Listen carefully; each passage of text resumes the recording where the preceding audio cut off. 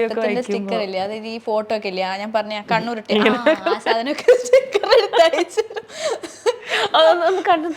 ഇല്ല ഇല്ല ഇല്ല, അത് ഭയങ്കര, ഞാൻ ആലോചിക്കും ആ സമയത്ത് എല്ലാവർക്കും ഇഷ്ടമായിരുന്നു, പക്ഷെ ഇപ്പൊ എനിക്കത് കാണുമ്പോ ഓഫ് എന്ന് തോന്നും, എന്താ കാണിച്ചു വെച്ചിരിക്കുന്നേ തോന്നും.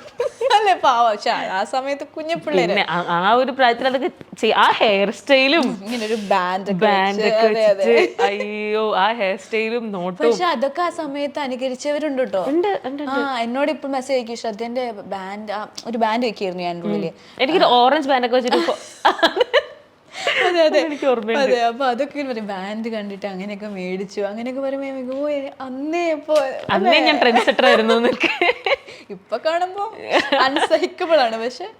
പക്ഷെ അതൊക്കെ നമ്മുടെ ലൈഫിൽ എന്താ പറയുക, നല്ല മെമ്മറീസ് ആണ്.